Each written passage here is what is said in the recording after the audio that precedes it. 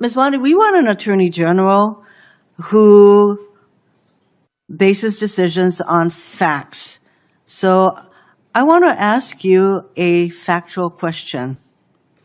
Who won the 2020 presidential election? Joe Biden is the President of the United States.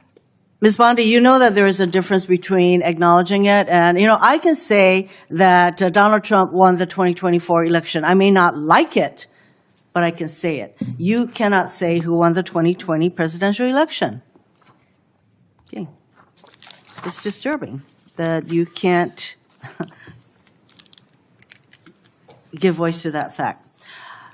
Moving on to DOJ's independence from politics. Ms. Bondi, if you are confirmed as Attorney General, you will take an oath to the Constitution and not to any individual, including the President.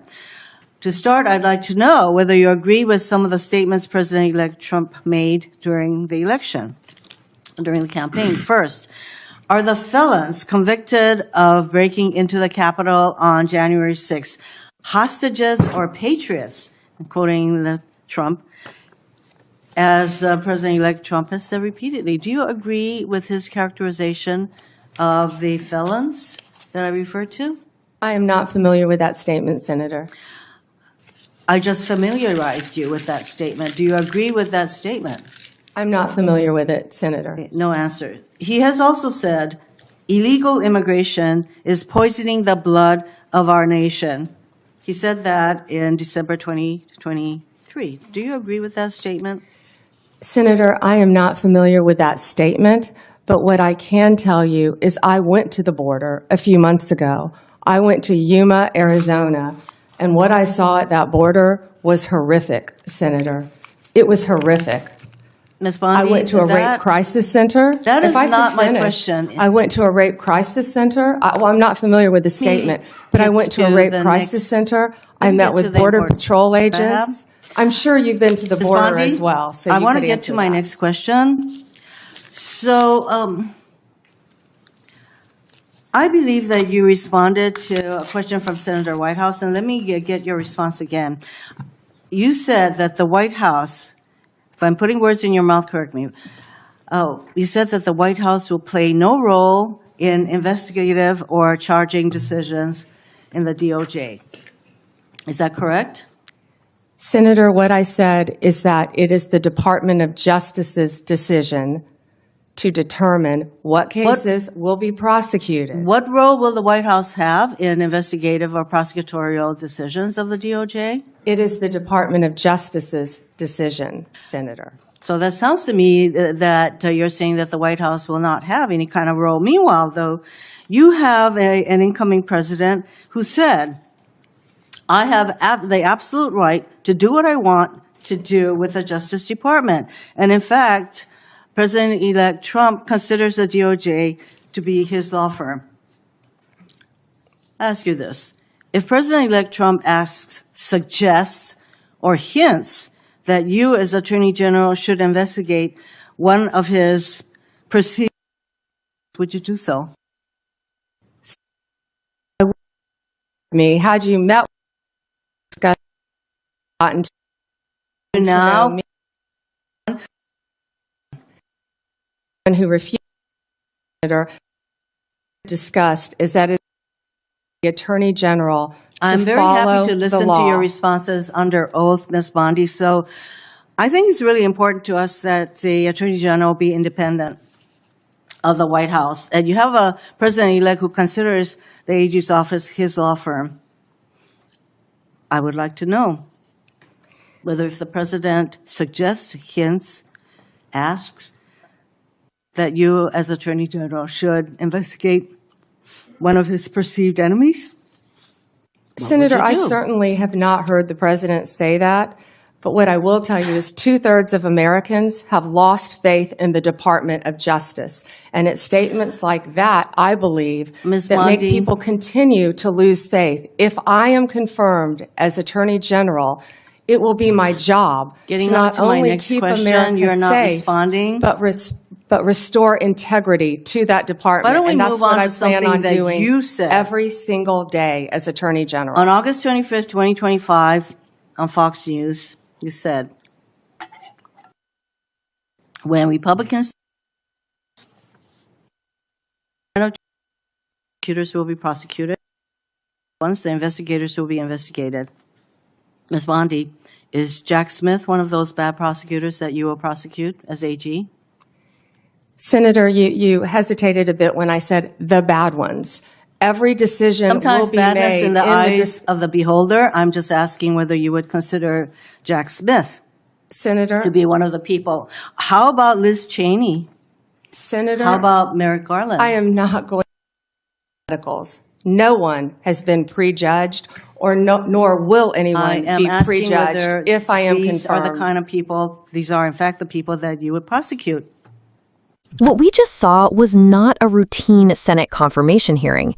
It was a glimpse into the battle over truth, accountability, and the independence of one of the most powerful institutions in our government, the Department of Justice. The senators' questions weren't random. They were deliberately chosen to reveal something much bigger, whether the nominee, if confirmed, will serve the Constitution or serve Donald Trump. Now, let's pause and really think about this. The question, who won the 2020 election, shouldn't be controversial. It shouldn't even require hesitation. Joe Biden won. That is a certified fact upheld by all 50 states, confirmed by Congress, and reaffirmed in court after court after court. Over 60 lawsuits brought by Trump and his allies failed because the evidence simply wasn't there. Yet here we are, years later, watching a nominee for Attorney General unable or unwilling to just say the truth plainly. That hesitation tells us everything. It shows the immense shadow Trump still casts, where even acknowledging reality is seen as disloyalty. And when truth itself becomes negotiable, democracy is in danger. But the senator didn't stop there. She pressed on Trump's own words, his calling January 6th rioters patriots, and his deeply disturbing claim that immigrants are poisoning the blood of America. Now, history teaches us to pay attention to language like this. Those kinds of words have been used in the past by authoritarian leaders who sought to divide people, dehumanize others, and justify extreme policies. For a nominee to claim ignorance of these statements isn't just evasive, it's dangerous, because silence in the face of extremism allows that extremism to spread unchecked.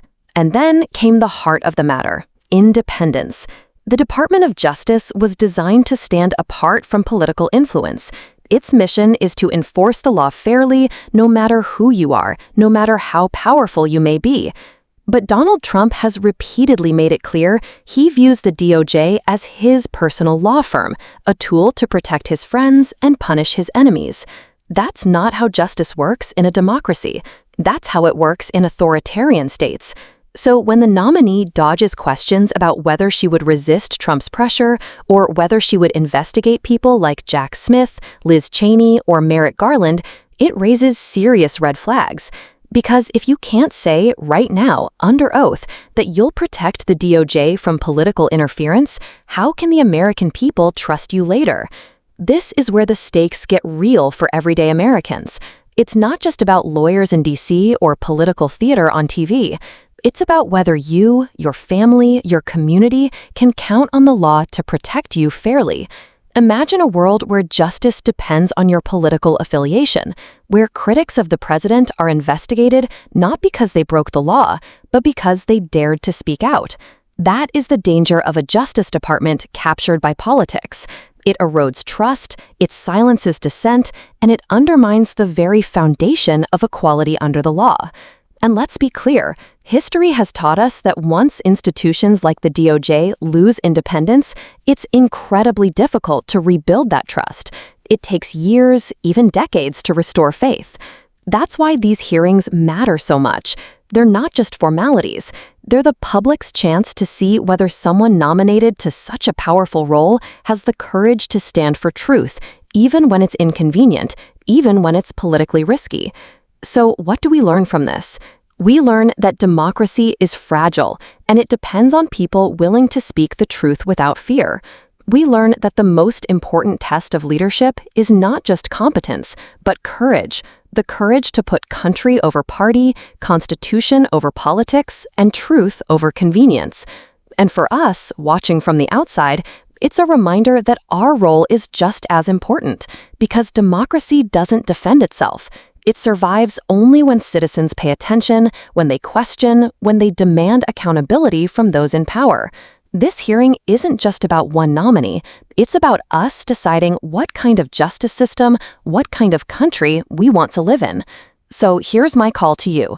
Don't tune out. Don't shrug this off as politics as usual. Stay engaged. Share this video. Talk about what you've learned.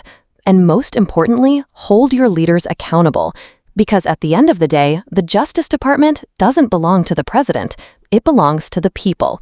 And it's up to us to make sure it stays that way.